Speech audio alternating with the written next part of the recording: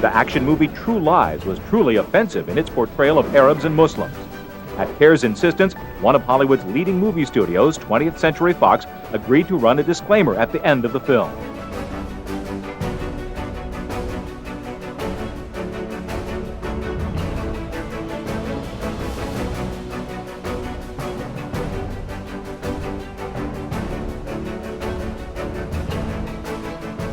When this greeting card poking fun at Muslims hit stores, CAIR hit back. The company blinked, agreeing to pull the offensive card off the shelf. Islamic extremists committed to jihad in America. CAIR also led the charge against the television program Jihad in America, which falsely accused several Arab American political and Muslim fundraising groups of having ties to terrorism. As a result of CAIR's campaign, the airing of the program was canceled in some cities, while others featured panels afterwards to present the Muslim-Arab perspective. The public broadcasting system also agreed to consider airing a film about Islam in America, produced by Muslims in America.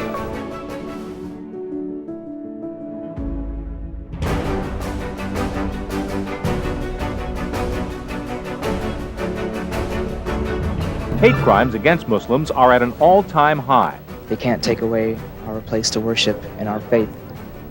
Tuesday's fire all but gutted the building. Many think it could be a result of a racist hate crime. A Springfield, Illinois mosque burnt almost to the ground. Police ruled it arson. Call it lessons from Oklahoma. Instead of running for cover after being unfairly linked to the April 1995 bombing of the Murrah Federal Building, the Muslim community finally stood up for itself. CAIR was on the scene within hours. They found the man who was brought back from London in chains simply because he was a Muslim who flew out of that city on the day of the bombing. It was a watershed event. Thanks to CAIR, the American Muslim community was suddenly being seen in a different light. Many Oklahomans felt the pain of the local Muslim who miscarried her near-term baby after attackers pelted her house with stones. It was CAIR that brought this very human story to public attention. The Council on American Islamic Relations recorded 200 incidents of anti-Muslim threats and assaults. The results were immediate. Two of CAIR's reports made national headlines. Its documentation of hate crimes against Muslims in the wake of the Oklahoma bombing made front-page news in the New York Times. The Washington Post ran an article on CAIR's first-ever report on the status of Muslim civil rights in America. Now the Muslim agenda is being launched into cyberspace as CAIR's action alerts go out over the internet. Also, look for CAIR's website, sort of an online library where anyone can access all the fact-filled information about Muslims that CAIR has released.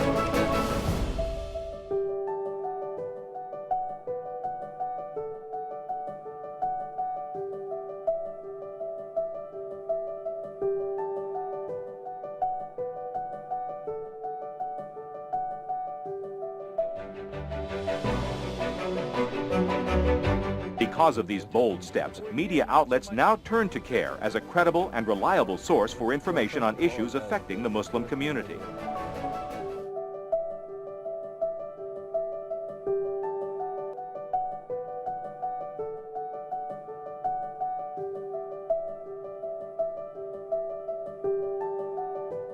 They can't be doing this. This is a violation of somebody's First Amendment rights. CAIR called in the media, setting up press conferences in front of the hotel and JCPenney. The result? Both women got apologies and their jobs back. Our store manager did send a certified letter to Ms. Hussein apologizing, offering back pay, telling her that her job still existed and that she could wear a head guard.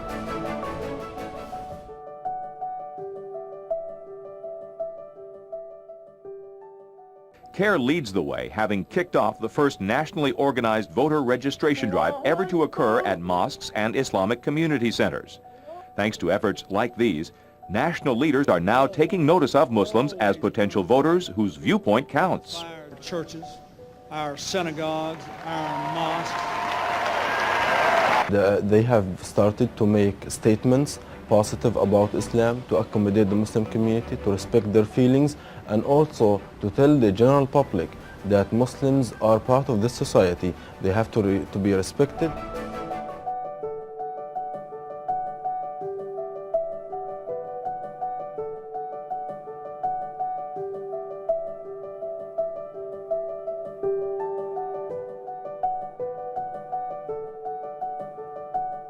Nike's new shoe went up in flames after a Muslim shopper alerted CAIR about the logo that clearly looked like the word Allah in Arabic script. Worldwide public pressure and months of negotiation with company officials followed. CAIR threatened to call a global Muslim boycott of all Nike products. The result? For the first time ever, Nike issued a product recall. Aside from an apology, the company also pledged to implement sensitivity training while launching an internal investigation and to develop a stricter design monitoring process. Finally, as a goodwill gesture, Nike promised to build 2 playgrounds valued at $50,000 each at Muslim schools. In return, CAIR promised not to call a boycott.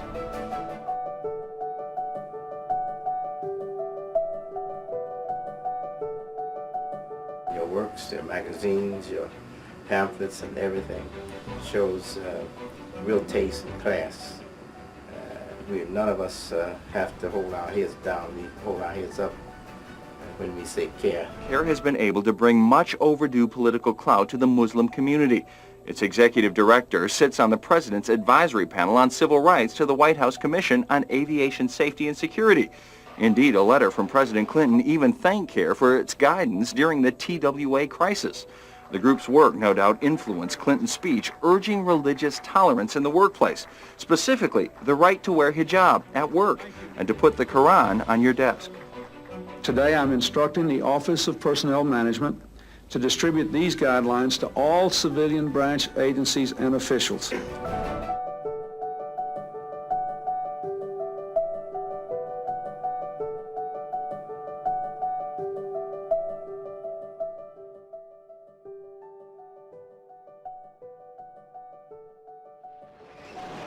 They're attacking our way of life. A news conference held outside Fox Studios in Los Angeles drew media from around the world and resulted in numerous print articles and broadcast reports. Fox withdrew the trailer from theaters.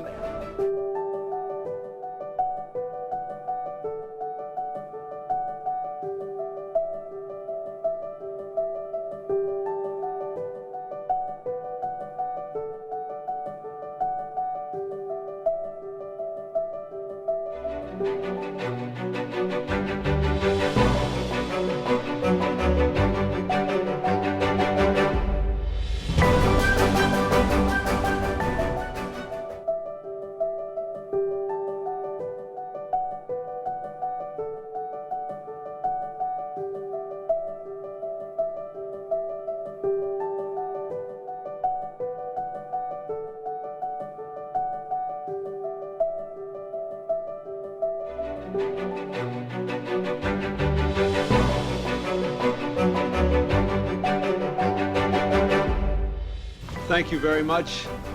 Eid Mubarak and welcome to the White House.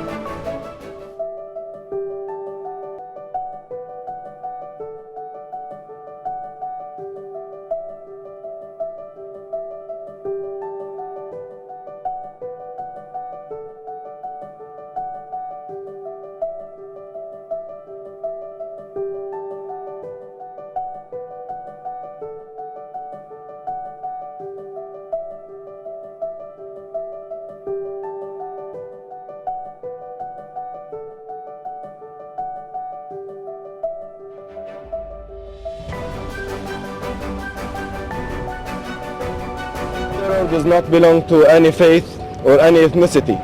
It is an international phenomenon. We have to fight it all together. We joined others in calling on mosques around the country to hold open houses so that people of all faiths could come together and discuss their fears and hopes. CAIR also sponsored a full-page ad in the Washington Post to share in our country's grief and express the feelings of Muslims nationwide.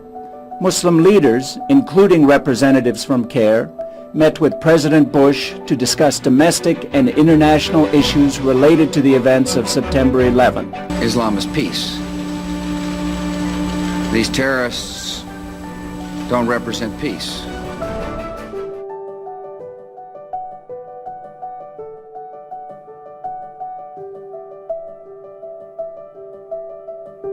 In an effort to build bridges with fellow Americans, we are educating future leaders. We launched a library project, which provides accurate resource material on Islam and Muslims to thousands of public libraries across the U.S.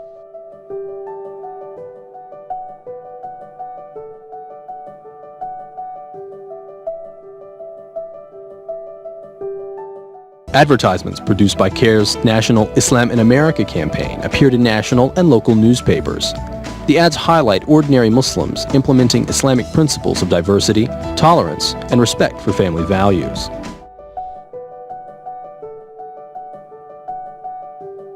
In response to negative stereotypes about Muslims, CAIR has launched I Am an American Muslim television and radio commercials, which have reached over 2 million Americans. Not in the Name of Islam campaign is an online petition drive giving Muslims the opportunity to denounce violence and criminal acts. Muslims are part of the fabric of this great country and are working to build a better America.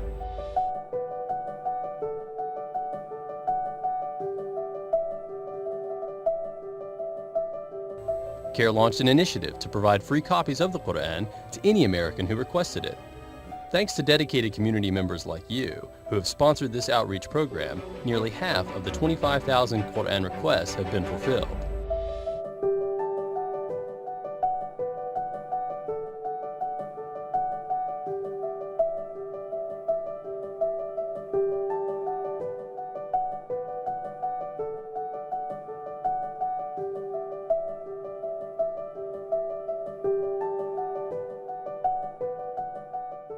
We wanted to turn this whole controversy of misunderstanding and confrontation into an opportunity of education and learning.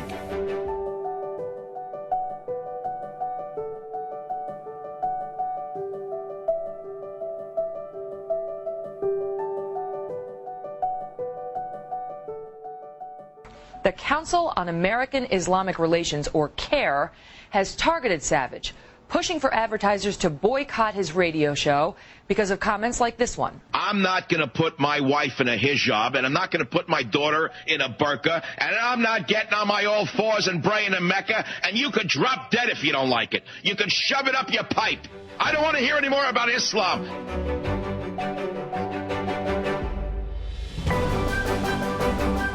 Controversial DVD about radical Islam is being slipped into newspapers across the country. And with less than 3 weeks now until Election Day, critics want to know who is behind it and why.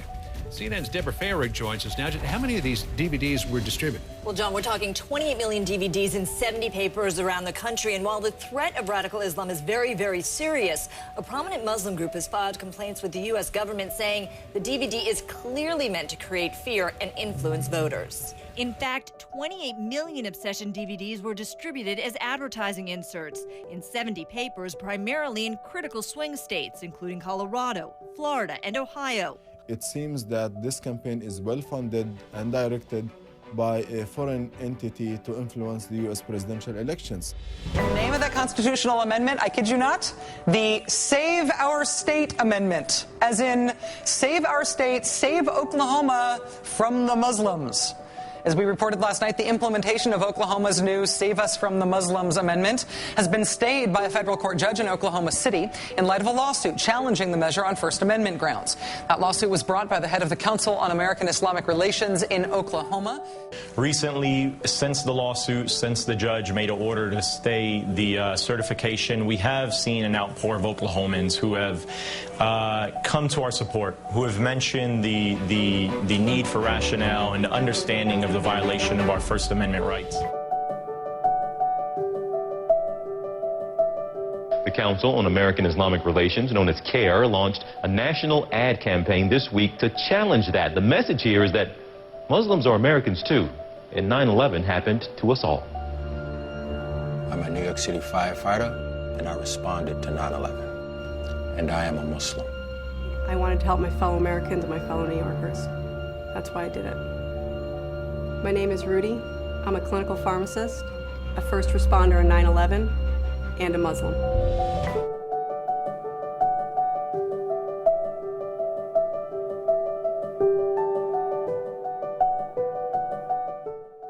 We're here today to release our first annual Islamophobia report.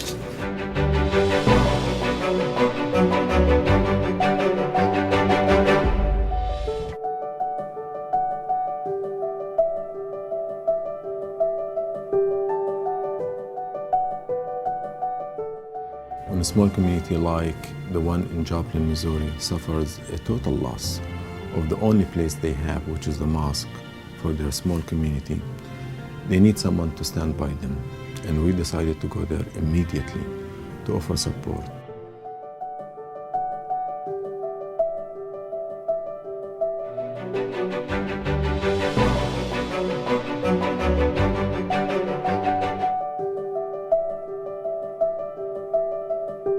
Surveys show that almost half of American Muslims say they have experienced some kind of racial or religious discrimination.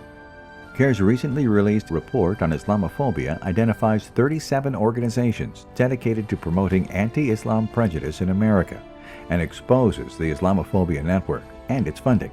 Today, we, CAIR, are releasing a report on the activities and funding of a network of people that made a profession, a lucrative profession, out of targeting a religious community. A regional criminal justice academy says it won't offer training credit for a law enforcement counterterrorism seminar in Culpeper County. The Rappahannock Regional Criminal Justice Academy says that the decision came after it consulted with other academies and law enforcement agencies. The Council of American Islamic Relations and the Southern Poverty Law Center said the seminar is anti-Muslim. The Council on American Islamic Relations, the largest Muslim civil rights organization in the country, wrote a letter to ABC Family last week when the pilot was announced, saying we're concerned that given the media references to the main character surviving life behind the veil, that's the phrase that was used, the pilot and any resulting series may engage in stereotyping that can lead to things like bullying Muslim students.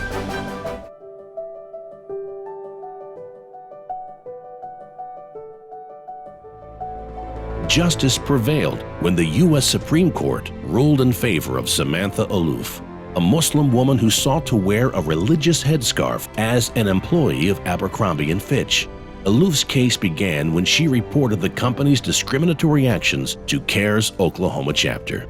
Some 280 delegates from more than 20 states met with elected officials and staffers in 200 congressional offices, 1/3 of the House of Representatives, and almost half of the Senate.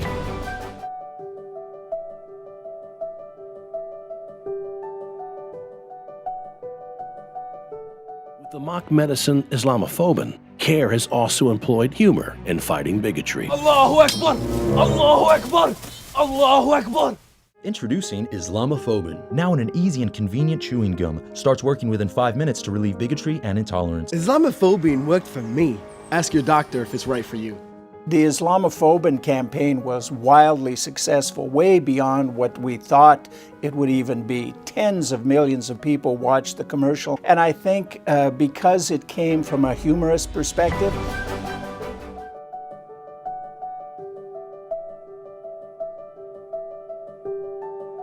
When President Trump issued his first Muslim ban, CAIR civil rights attorneys joined the thousands of ordinary Americans who went to the nation's airports to offer support to those targeted by the ban. CAIR immediately filed a lawsuit challenging that discriminatory policy. I believe it has nothing with national security. It has to do a lot with prejudice and with campaign slogans that are becoming now policies. CAIR scored a significant civil rights victory with the return of a Utah imam who had been barred from his home in the United States after being placed on the no-fly list while traveling overseas. Where's family? CAIR's lawsuit was filed in federal court here in Anchorage on Tuesday. The organization. CAIR's legal victories have not been limited to the workplace. This year, a federal judge in Alaska approved an agreement between CAIR and that state's attorney general that required Muslim inmates observing Ramadan be provided with adequate nutrition. CAIR also organized a moving tour by Muslim leaders of sites associated with the civil rights movement, designed to coincide with the inauguration of the National Memorial for Peace and Justice in Montgomery, Alabama. Just hours after the Trump administration's cruel policy of separating families at the border was made public, CAIR held an event outside a Virginia facility holding children torn from their families. Bahia Amwadi had a choice to make: work for the Pflugerville ISD and sign a pledge that she couldn't and wouldn't boycott Israel, or find another job. Now, instead, she sued the district with the support of the Council on American Islamic Relations. Now, federal